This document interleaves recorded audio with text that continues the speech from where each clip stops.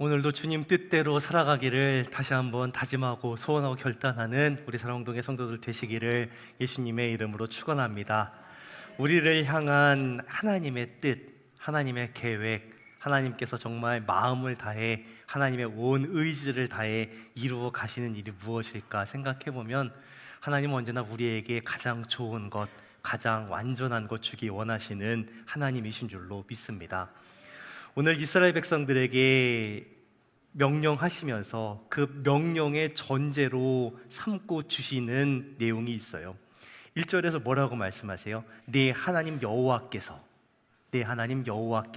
어떤 일을 행하실 거냐라는 거예요.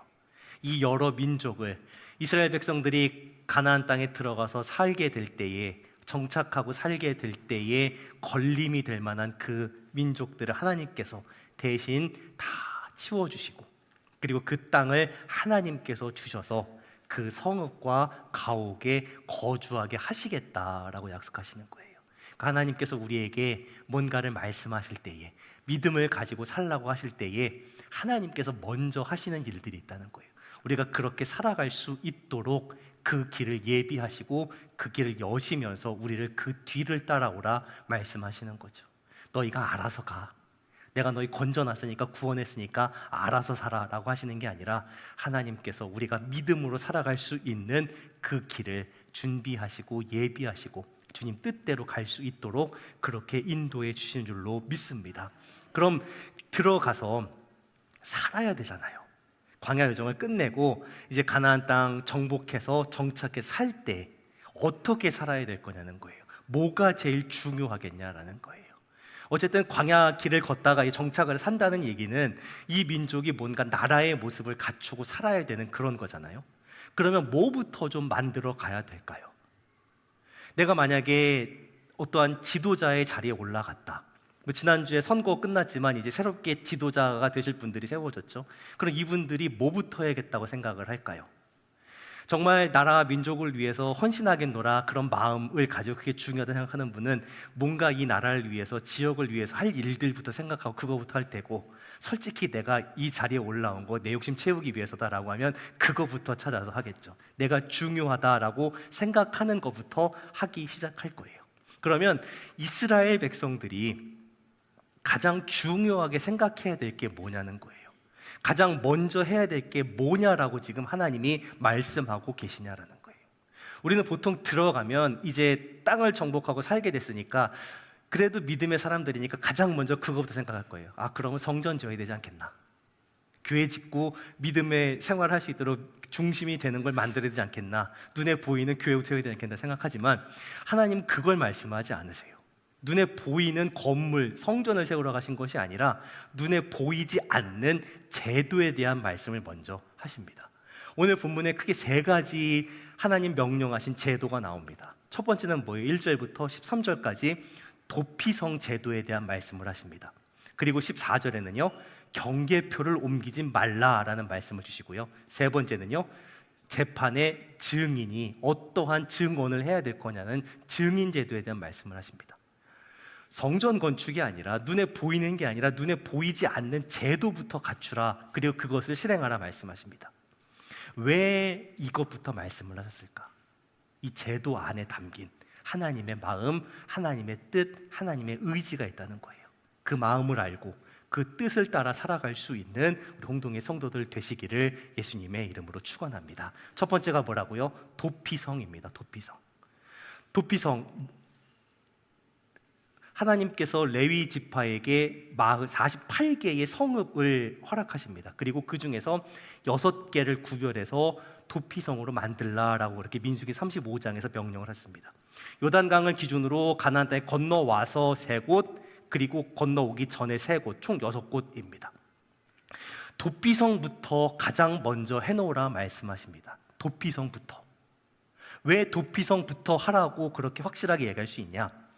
지금 2절, 3절에서 뭐라고 말씀하세요? 내게 기업주신 땅 가운데 세 성읍을 너를 구별하고 내 하나님 여호와께서 기업을 주시는 땅 전체를 세 구역으로 나누어서 어떻게 해야 돼요? 길을 닦으랍니다.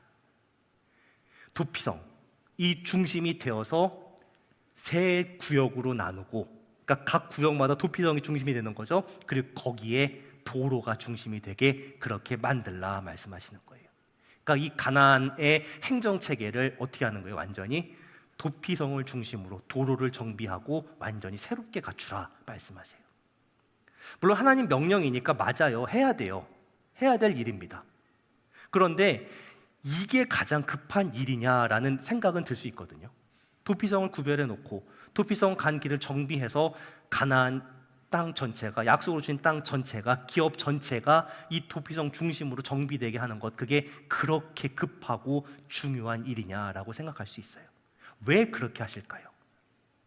조금 더 깊이 생각해 볼게요. 자, 가장 먼저 도피성으로 피할 수 있는 사람이 누구예요?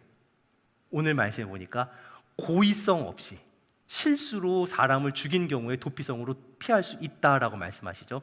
구체적인 사례가 뭐예요? 5절에 나오는 벌목하다가 도끼날이 빠져서 옆에 있는 사람 그 도끼날로 쳐서 죽인 경우라고 이렇게 말씀하시잖아요.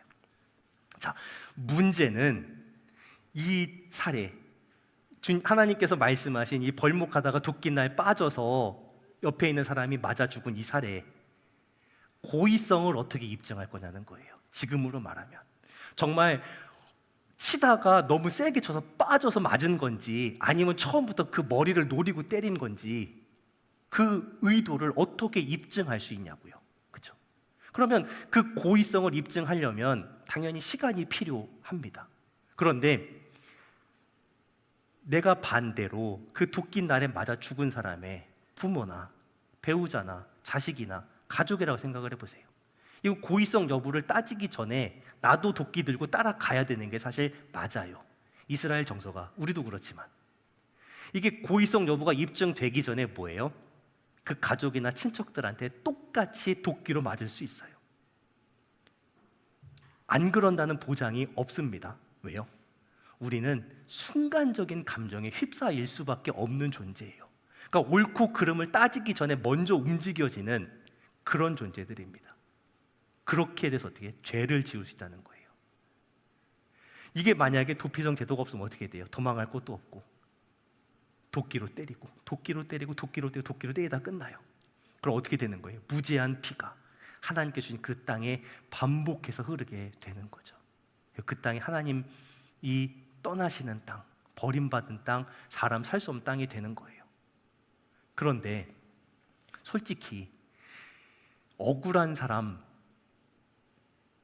다 억울하잖아요. 지금 이 상황에서 실수로 만약에 옆에 있는 사람 때렸다, 어쩌다가 이게 빠져갖고, 그쵸? 그 사람도 억울하고, 그 날아간 도끼날에 맞아 죽은 그 사람도 억울하고, 그 남겨진 가족도 억울해요. 그럼 내버려둬요? 피해자는 억울해서 어떻게 해요? 죽은 사람만 억울하지 남은 가족들은 그냥 참고 살아요? 이 억울한 걸 누가 풀어줄 거냐고요. 그쵸? 죽은 사람, 또 가족, 그 억울함 누가 풀어줘? 또 그 피해자의 그 가족이 아니면 친척이 어쨌든 복수를 했습니다. 근데 정말 나중에 밝히고 보니까 고의가 아니었어. 누가 봐도 실수였어. 그럼 어떻게 해요? 또 다른 억울한 피해자가 계속 생겨요. 가해자도 피해자가 되고 보복자도 피해자가 되고 피해자도 피해자가 되는 그런 일들만 계속 반복이 됩니다. 이걸 어떻게 해결할 수 있냐는 거예요. 억울하게 날아온 도끼날에 맞은 사람, 그리고 남겨진 가족들, 또 그 일의 가해자가 된 사람들, 이 사람들을 어떻게 회복시킬 수 있냐는 거예요. 어떻게 남겨진 사람 위로하고 회복시키고 그 상처를 치유할 수 있겠냐라는 거예요. 이 일이 시작되기 위해서는요, 정말 위로를 얻고 상처가 치유가 되고 회복이 될 수 있는 첫 번째 걸음은 뭐냐? 정말 이 일이 어떻게 일어났냐부터 제대로 밝혀지는 거예요. 그냥 덮고 넘어가는 게 아니라 공의로운 재판 과정을 거쳐서 정말 이 사람이 고의성을 가지고 했는지, 아니면 실수로 그랬는지, 어쩌다가 이런 일이 벌어졌는지, 그런 그 일을 막을 수 있는 방법은 뭔지를 찾고 다시는 그런 일이 없도록 만들어 주는 거예요. 그래야 가해자도 피해자도 남겨진 사람도 다 위로를 얻을 수 있는 거죠. 감정적인 보복으로는 절대 위로를 얻을 수가 없죠.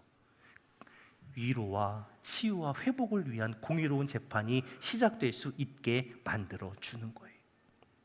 자, 그런데 여기서 우리가 한 가지 늘 오해하고 있는 것이 있습니다. 이 문제를 은혜롭게 넘겨야 된다라고 얘기하는 거예요. 은혜롭게 넘긴다. 무슨 의미로 우리는 얘기해요? 뭔 문제가 있었지만 그냥 잘 덮고 넘어가자라고 그렇게 얘기를 하는 거죠. 오늘 도피성의 말씀을 우리가 생각하면서 이 도피성으로 도망치면 다 된다라고만 그렇게 생각을 한다는 거예요. 그러니까 도피성으로 숨으면 끝난다라고 그렇게 생각을 합니다. 하지만 도피성은 그냥 피해서 숨는 곳이 아닙니다. 여호수아 20장 4절에 보면요, 도피성으로 도망친 사람이 어떻게 해야 되는지에 대한 말씀이 나와요. 도피성으로 피한 사람은 그 성읍에 들어가는 문 어귀에 서서 그 성읍의 장로들의 귀에 자기의 사건을 말할 것이요 라고 이렇게 합니다. 도피성으로 도망간 사람은 어떻게 해야 돼요? 그 성에 들어가기 전에 성문 앞에 서서 내가 이러이러한 잘못을 했습니다 라고 거기서 공개적으로 다 얘기를 해야 된다는 거예요. 그 성읍의 장로들이 듣고 이 사람 들어보낼 건지 말지를 판단할 수 있게 한다는 거예요. 도피성은요, 내 잘못 덮고 넘어가는 것이 아닙니다. 사람들이 다 보고 듣는 가장 공개적인 자리에서 자기 실수를, 자기 치부를 드러내야 되는 곳이에요. 드러내지 않으면 들어갈 수가 없어요. 들어가지 못하면 보호를 받을 수가 없는 거죠. 드러내야 보호를 받을 수가 있는 거예요. 우리는 은혜를 자꾸 덮고 숨기는 것으로 생각합니다. 하지만 진정한 은혜는 하나님 앞에서 드러나는 것입니다. 십자가 앞에 우리의 죄와 우리의 허물이 다 드러나져야 고침받고 용서받고 치유되고 회복될 수 있는 거예요. 사람은 받아주지 못하지만 우리 주님은 우리의 피난처가 되어주시고 우리의 도피성이 되어주신다는 거예요. 이 믿음의 고백이 있어야 도피성으로 갈 수 있는 거고요, 그 앞에서 내 잘못을 드러낼 수 있는 거죠. 도피성이 되시는 우리 주님께로 달려나아갈 수 있는 홍동의 성도들 되시기를 예수님의 이름으로 축원합니다.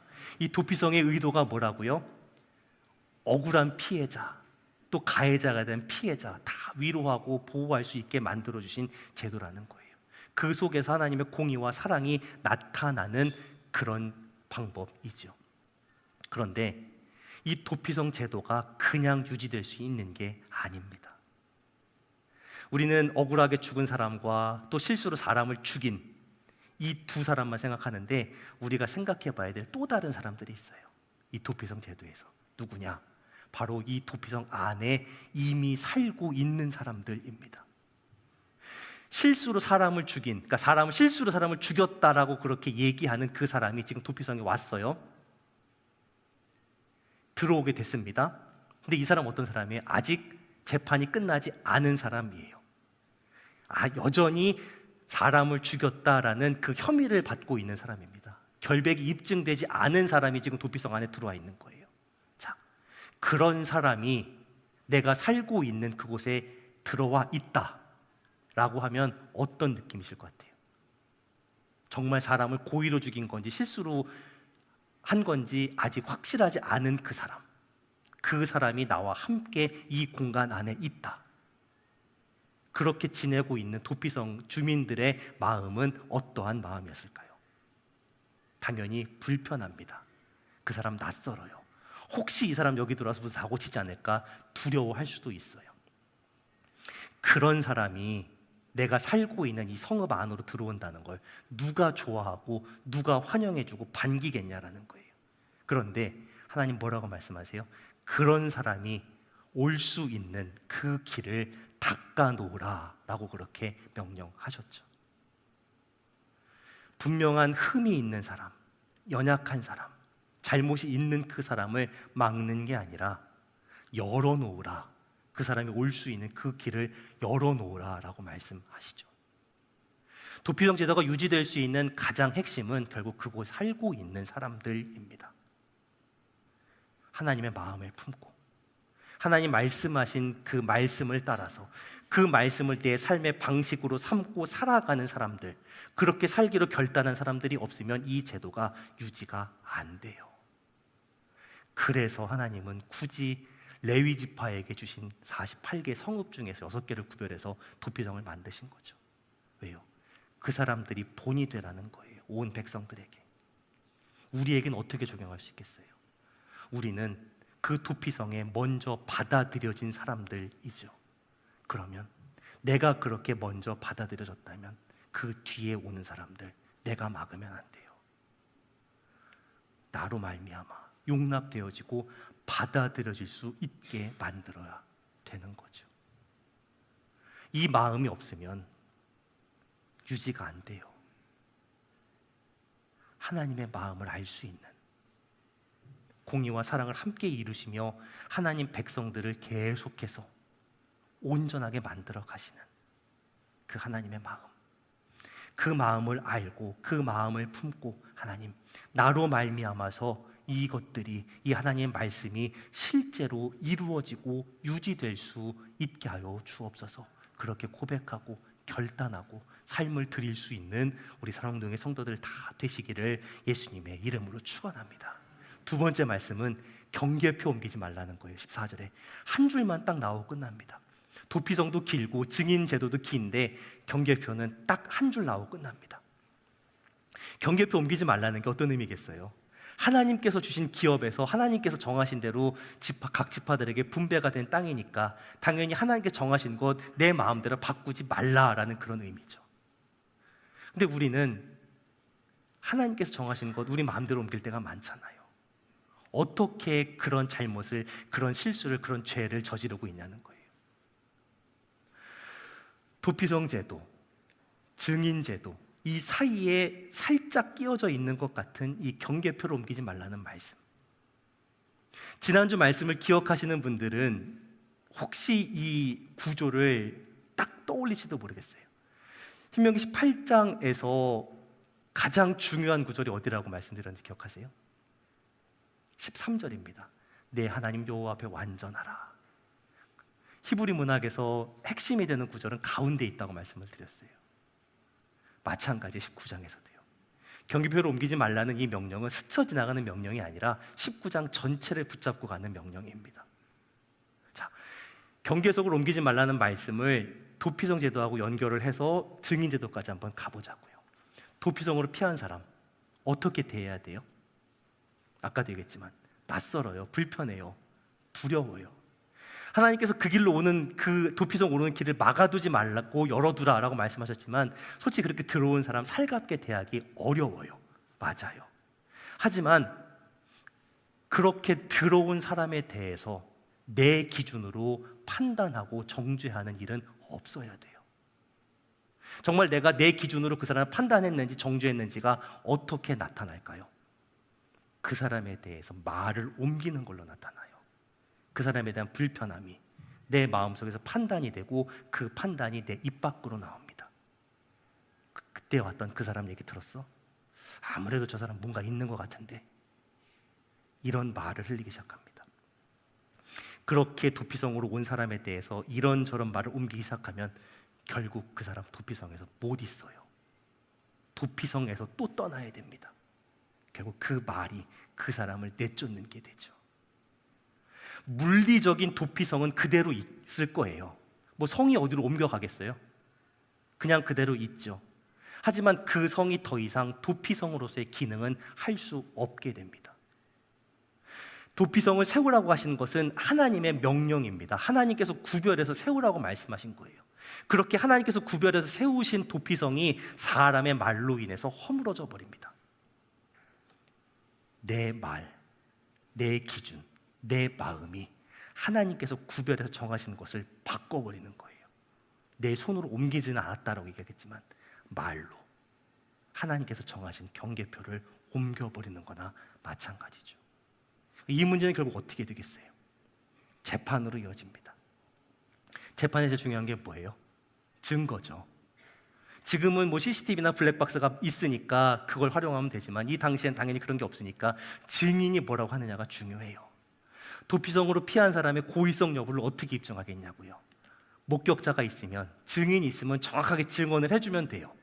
그런데 아무리 객관적인 증언이 나와도 다른 얘기로 뒤에 수군거린 사람이 있으면 무슨 얘기를 해도 이 사람의 고의성은 쉽게 입증되지 않아요. 입증이 됐어도 여전히 꼬리표를 달고 따라다녀요. 왜 하나님께서 이 14절의 구절을, 경계표의 명령을 이 사이에 두시고 이게 핵심이 되게 하셨냐는 거예요. 우리의 생각이, 우리의 말이, 우리의 기준이 하나님께서 정하신 경계를 무너뜨리고 있지 않는가 살펴보라는 거예요. 안전장치를 두신 거예요. 내가 무슨 말을 하고 있냐는 거예요. 내가 하고 있는 그 말이 사람을 살리고 있냐는 거예요. 그 말로 살릴 수 있으면 하셔야 됩니다. 용기를 가지고 담대하게 하셔야 돼요. 하지만 그러지 못할 일이라면 그냥 입을 다물고 있는 게 좋습니다. 불편하더라도, 하고 싶어도 말을, 입을 닫는 게 좋아요. 확인되지 않은 말을 옮기지 않는 게 좋아요. 그걸로 살릴 수 있다면 기꺼이 그렇게 하는 거예요. 그러나 내가 말을 해야 살릴 수 있다면 그때는 용기를 가지고 해야 되는 거예요. 증언 제도가 그렇잖아요. 다 아니라고 얘기를 할 때에, 아니야, 그 사람 그럴 일 없어, 내가 그렇게 봤어, 지금까지 그렇게 살아왔어, 다 아니라고 할 때에 그렇게 말하는 사람이 있으면 그 사람은 사는 거죠. 하지만 그걸 아는데도 괜히 다른 사람들 나한테 뭐라고 할까 싶어서 내가 입을 다물면 죽는 거예요. 그렇게 증언 제도로 이어져요. 한 사람만 말할 것이 아니라 2명이나 3명의 증인으로 확실하게 유무죄를 결정하라고 말씀하시잖아요. 우리가 죄는 분명하고 단호하게 대해야 되지만 정죄하는 건 늘 신중해야 돼요. 그렇죠? 우리의 죄성이 똑같은 기준으로 나와 저 사람을 보지 않게 하고, 나는 괜찮고 저 사람은 안 된다라고 그렇게 하잖아요.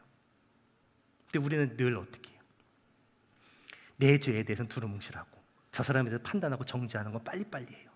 그러니까 그렇게 하지 말라고 하신 거죠. 경계석을 잘 지킬 수 있도록 그렇게 말씀하셨어요. 자, 이 증인 제도에서 기억해야 될 게 하나 더 있습니다. 거짓 증언을 하는 증인은 철저하게 처벌하라고 하십니다. 자, 18절에서요. 재판장은 자세히 조사하여 그 증인이 거짓 증언하여 그 형제를 거짓으로 모함한 것이 판명되면 어떻게 하라고요? 19절에서요. 그가 그 형제에게 행하려고 꾀한 그대로 그에게 행하여 너희 중에 악을 제하라 말씀하세요. 21절에 그 구절에 나왔죠. 생명에는 생명으로, 눈에는 눈으로, 이에는 이어, 손에는 손으로, 발에는 발로.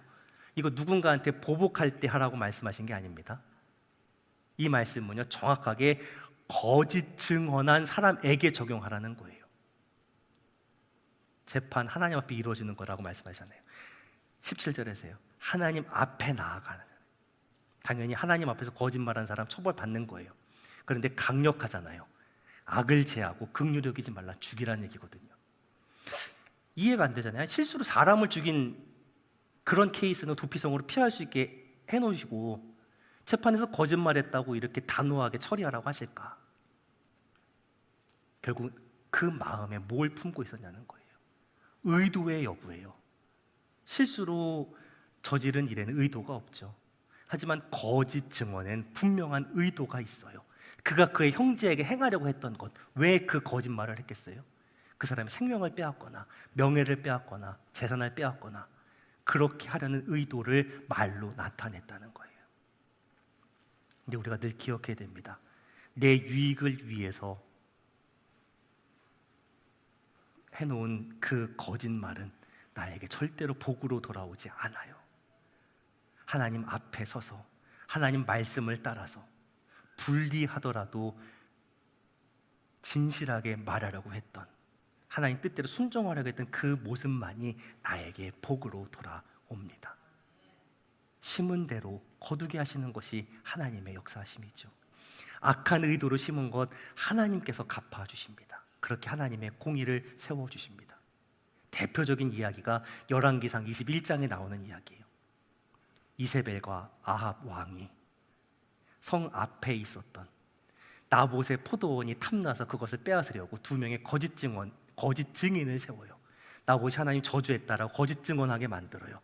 결국 나봇은 돌에 맞아 죽고요. 돌에 맞아 죽은 나봇의 포도원을 이세벨과 아합이 뺏어버리죠. 자, 그 모습을 보고 하나님 뭐라고 말씀하세요?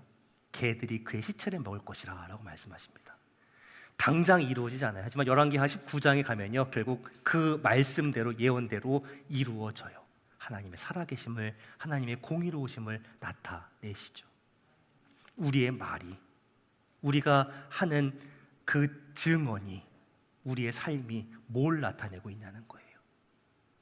불리하지만, 두렵지만 진리의 말씀을 고백하면서 어떠한 문제 가운데 하나님 앞에 참된 증인이 되어서 하나님의 살아계심을, 하나님의 공의로우심을 나타내며 살아갈 수 있는 우리 사랑동의 성도들 되시기를 예수님의 이름으로 축원합니다. 그것이 하나님이 정하신 경계 안에서 살아가는 하나님 백성들의 모습입니다.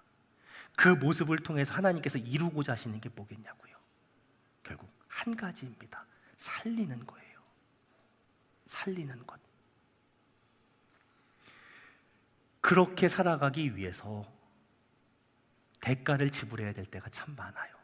도피성에 살면서 낯선 자를 받아들이는 불편함을 감수해야 되고요. 그 사람에 대해서 뭔가 하고 싶은 말을 참기도 해야 됩니다.